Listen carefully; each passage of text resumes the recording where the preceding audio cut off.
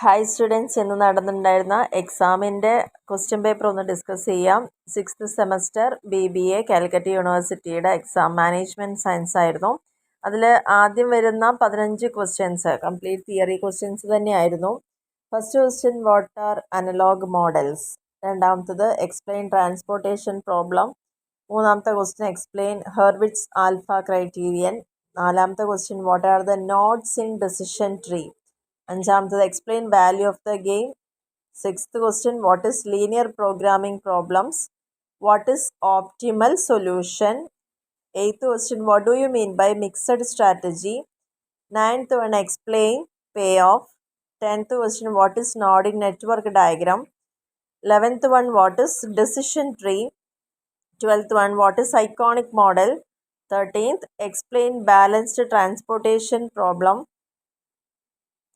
14th question name any two optimality test in transportation problem, and last one what is slack.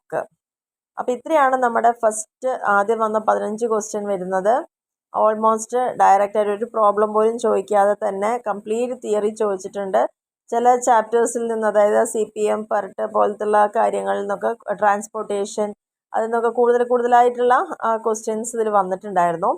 ഇനി part ബിയിലോട്ട് പോകുമ്പോൾ വീണ്ടും discuss ചെയ്യുന്ന limitations തന്നെയാണ് പെർട്ടും CPMൻ്റെയും. അതേപോലെ തന്നെ 17ാമത്തേൽ assumptions, game theory, PERT, CPM. അതേപോലെ തന്നെ 18ാമത്തെ ക്വസ്റ്റ്യനിൽ എക്സ്പെക്റ്റഡ് മോണിറ്ററി വാല്യൂ, അതേപോലെ എക്സ്പെക്റ്റഡ് ഓപ്പർച്യൂണിറ്റി ലോസ് ക്രൈറ്റീരിയ എന്താണെന്നുള്ളത് എക്സ്പ്ലെയിൻ ചെയ്യാൻ വേണ്ട 2 ടേമുകൾ. 19ാമത്തെ ക്വസ്റ്റ്യനിൽ discuss the basic assumptions of linear programming problems.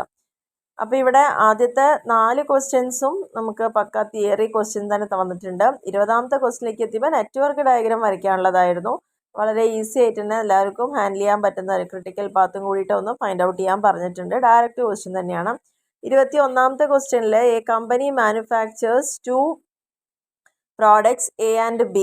Each unit of B takes twice as long to produce as 1 unit of A, and if the company were to produce only A, it would have time to produce 2000 units per day.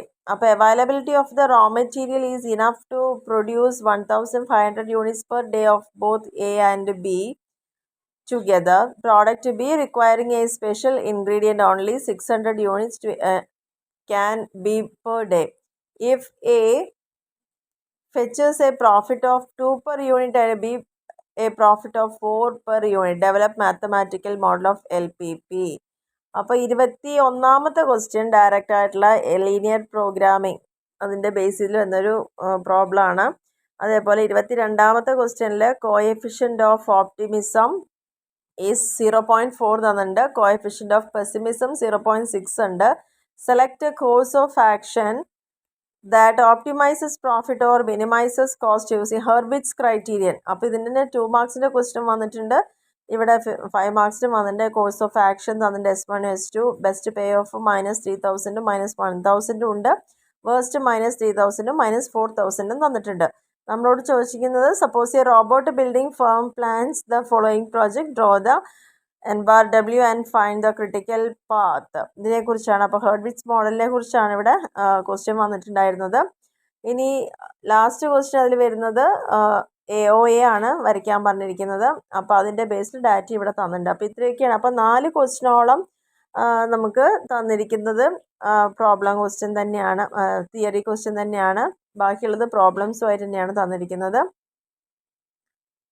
അതായത് അപ്പോൾ ഈക്വലായിട്ട് തന്നെയാണ് അവർ classify ചെയ്ത് തന്നിരിക്കുന്നത് എന്നുള്ളത് വേണം പറയാൻ വേണ്ടിയിട്ട്. Part സിയിലേക്ക് പോയപ്പം അവിടെ ഗ്രാഫിക്കലായിട്ട് സോൾവ് ചെയ്യാൻ ലീനിയർ പ്രോഗ്രാമിംഗ് പ്രോബ്ലം ആണ് essay ക്വസ്റ്റ്യൻ ആയിട്ട് ഒന്ന് വന്നിരിക്കുന്നത്. അതേപോലെ തന്നെ മൊബൈൽ ഫോൺ ഡീലറുടെ finds the cost of mobile stock for a ₹30. The cost of a unit shortage is 70 for an particular model television. Probability distribution of weekly sales is as follows. Weekly സെയിൽസും പ്രോബബിലിറ്റിയും തന്നിട്ടുണ്ട്. നമ്മളോട് ചോദിച്ചാൽ how many units per week could the dealer order, ഒരാഴ്ചയിൽ എത്രത്തോളം ഓർഡറാണ് ഡീലർക്ക് കൊടുക്കാൻ പറ്റുന്നത്. Also find EVPI. EVPIൻ്റെയും കൂടിയിട്ടാണ് ക്വസ്റ്റ്യൻ ആയിട്ട് വന്നത്. അപ്പോൾ 2 പ്രോബ്ലം തന്നെയാണ്. അപ്പോൾ 4 ക്വസ്റ്റ്യൻ തന്നതിൽ 3 പ്രോബ്ലവും ഒരൊറ്റ തിയറി മാത്രമേ എഴുതുന്നു. ഒറ്റ തിയറി ആണെച്ചാലും അത് നല്ലൊരു ക്വസ്റ്റ്യൻ ആയിരുന്നു. എക്സ്പ്ലെയിൻ ചെയ്ത ഫേസസ് ഓഫ് OR ആണ്, ഓപ്പറേഷണൽ റിസർച്ചിൻ്റെ ഫേസസ് ചോദിച്ചിട്ടുണ്ട്. 26ൽ വീണ്ടും ഒരു ക്വസ്റ്റ്യൻ ആണ് ഇവിടെ. ഇനീഷ്യൽ ബേസിക് ഫീസിബിൾ സൊല്യൂഷൻ കാണാൻ വേണ്ടിയിട്ടാണ് പറഞ്ഞത്. വോഗൽസ് അപ്രോക്സിമേഷൻ മെത്തേഡും ലീസ്റ്റ് കോസ്റ്റ് മെത്തേഡുമാണ് കാണാൻ പറഞ്ഞിരിക്കുന്നത്. ഇതാണ് ഇന്നത്തെ മൊത്തത്തിൽ വന്നിരിക്കുന്ന ക്വസ്റ്റ്യൻസ് എന്ന് പറയുന്നത്. അപ്പോൾ എല്ലാവർക്കും പാസ്സാവാനുള്ള മാർക്കുകൾ വാങ്ങാനുള്ള ക്വസ്റ്റ്യൻ എന്ന് പറഞ്ഞാൽ ശരിക്കും ആദ്യത്തെ ആ ഫസ്റ്റ് പോർഷനിൽ വരുന്ന ഒരു 15 തിയറി ക്വസ്റ്റ്യനും ഉണ്ട്. അതേപോലെ തന്നെ സെക്കൻഡ് പാർട്ടിലൊരു 4 ക്വസ്റ്റ്യൻസും പിന്നെ ഡയറക്റ്റ് ആയിട്ട് വന്നിരിക്കുന്ന കുറച്ച് ക്വസ്റ്റ്യൻസ് കൂടി ഉണ്ട്. ഡയറക്റ്റ് ആയിട്ട് തന്നെ ക്രിട്ടിക്കൽ പാത്ത് വരയ്ക്കാനും അതേപോലെ തന്നെ പ്രോബ്ലം സോൾവ് ചെയ്യാനുള്ളതും ഉണ്ട്. essay ക്വസ്റ്റ്യനിലാണെങ്കിലും 4 ഓപ്ഷൻ ഉണ്ട്. നിങ്ങൾക്ക് 2 അറ്റൻഡ് ചെയ്യേണ്ട ആവശ്യമുള്ള ഒരു തിയറിയും അതേപോലെ ലീനിയർ പ്രോഗ്രാമിംഗ് EVPI കാൽക്കുലേഷനൊക്കെയാണ് വന്നിരിക്കുന്നത്. അപ്പോൾ ഓൾമോസ്റ്റ് ഒരു 60-75% നല്ലൊരു മാർക്ക് സ്കോർ ചെയ്യാൻ പറ്റിയൊരു പേപ്പർ തന്നെയാണ്. അപ്പോൾ എല്ലാവരും എന്തായാലും നല്ല രീതിയിൽ എഴുതിയിട്ടുണ്ടാവുമെന്ന് വിചാരിക്കുന്നു. Okay, thank you.